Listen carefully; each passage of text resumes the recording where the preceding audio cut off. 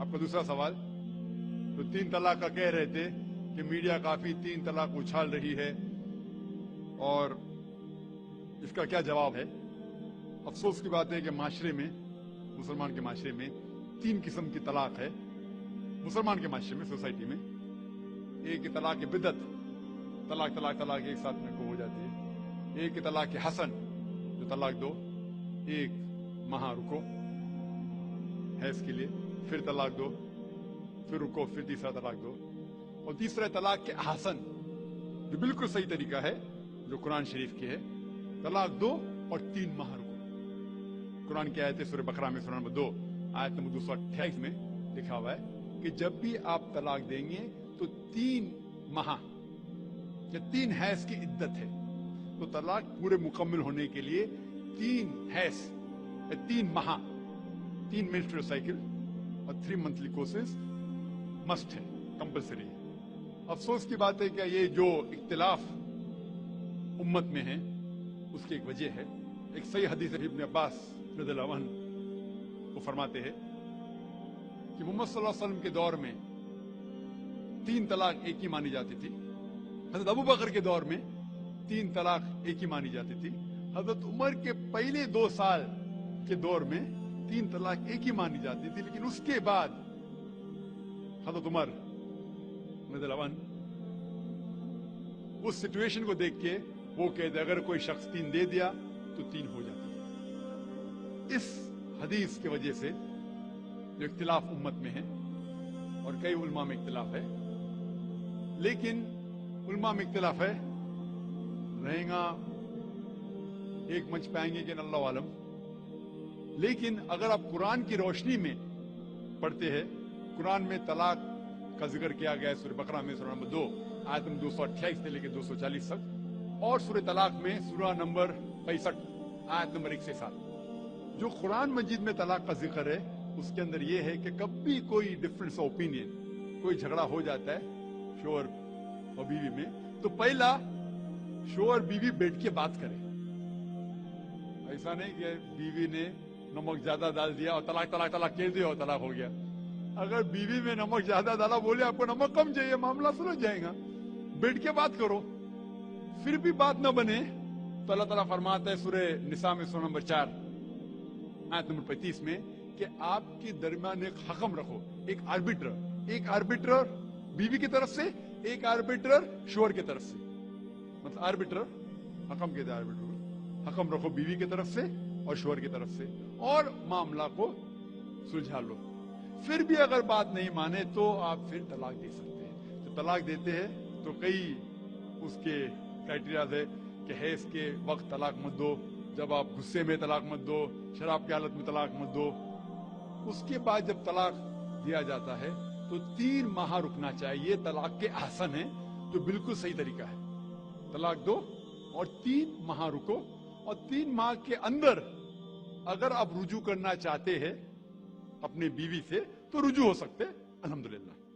अगर 3 माह तक आप समझते नहीं मुझे मेरे बीवी से अलग होना ही चाहिए, तो 3 माह के बाद, इद्दत गुजरने के बाद, आप दोनों मियाँ बीवी नहीं रहते, आप अलग हो जाते। लेकिन उसके बाद अक्सर मुसलमान भी नहीं जानते कुरान की आयत क्या है।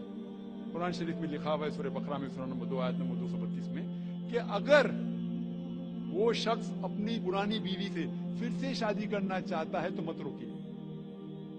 तो अगर तलाक हो चुका है सही तरीके से, तलाक के आसन के तरीके से, और 3 माह हो गए, इद्दत गुजर गई, 6 महीने बाद अगर लगा भाई जो मैंने क्या गलत किया, मैं फिर से शादी करना चाहता है, तो वो आदमी अपनी पुरानी बीवी से फिर से निकाह कर सकता है, लेकिन नया निकाह नया महर, नया निकाह नया महर, जो कई मुसलमान नहीं जानते। अफसोस की बात है कि हम मुसलमान कुरान को तर्जुमे के साथ पढ़े ही नहीं, सही हदीस को तर्जुमे के साथ पढ़े ही नहीं। अगर हम कुरान शरीफ को सही तरीके से पढ़ेंगे और सही हदीस पे अमल करेंगे तो ये जो गलत फहमियां हैं दूर होंगी। और फिर से अगर शादी हुई, फिर से आप साथ में रह सकते, फिर से प्रॉब्लम हुआ तो फिर तलाक दो, फिर 3 माह रुको, फिर से अलग हो जाओ, फिर से आप चाहते फिर से शादी कर सकते। 3 बार जायज है, तीसरे बार आखिरी बार है, उसके बाद आप फिर से शादी नहीं कर सकते जब तक वो दूसरी किसी से शादी नहीं करे।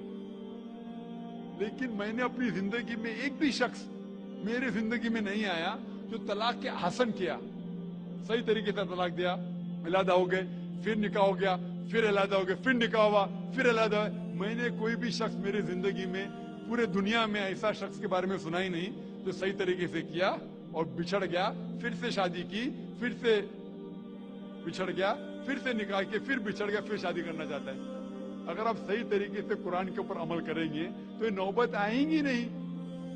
और कुछ लोग जो इस्लाम को मजाक बनाए और क्या कहते हैं कि अच्छा अगर एक साथ में दे दिए, 3 तलाक दे दिए, हो गई, अभी क्या हलाला करो। कुरान कहता है 3 तलाक एक साथ में भी देंगे तो एक ही होती है। मोहम्मद सल्लल्लाहु अलैहि वसल्लम के वक्त में 3 भी एक साथ में देना एक ही होता था। हजरत अबू बकर के टाइम में भी 3 तलाक एक ही होता था। हजरत उमर के दौर में लोग जो कहते 3 तलाक 3 होती है, कई उलमा कहते हैं कि उनने ये अपने फतवे पे रुजू किए और उन्हें अफसोस था कि ये फतवा उन्हें दिए, और कई लोग कहते नहीं उनका फतवा सही था। इसमें उम्मत का इख्तिलाफ है। लेकिन अगर कुरान की रोशनी में देखेंगे तो 3 तलाक एक साथ में भी देंगे तो एक ही होती है। हज़रत उमर के दौर में रज़ियल्लाहु अन्हु उन्होंने कहा था कि हम उसे कह नहीं सकते क्या वो गलत है, लेकिन उलमा ये कहते हैं, मिसाल तो इब्न तैमिया, शेख इब्न तैमिया, वो कहते हैं कि ये हज़रत उमर में अल्लाह भी प्लीज रज़ियल्लाहु अन्हु, वो मोहम्मद सल्लल्लाहु अलैहि वसल्लम ने जो कहा उसके ऊपर नहीं है, इसीलिए हमें बात मानना चाहिए कुरान और अल्लाह के रसूल की। इसके अंदर हज़रत उमर में अल्लाह भी प्लीज थे उन्हें रुजू किया, इसीलिए वो कहते कि 3 तलाक भी होंगी तो एक ही होती है, 3 नहीं होती। इसमें उम्मत का इख्तिलाफ इसलिए है कि हमने कुरान पढ़े ही नहीं। हम अगर कुरान पढ़ेंगे सही तरीके से और जाने, कई लोग ये समझते हैं कि तलाक के लिए 3 बार बोलना जरूरी है, अगर 3 बार नहीं कहेंगे तलाक होती नहीं। वो उनकी नादानी है, वो उनकी जहालत है।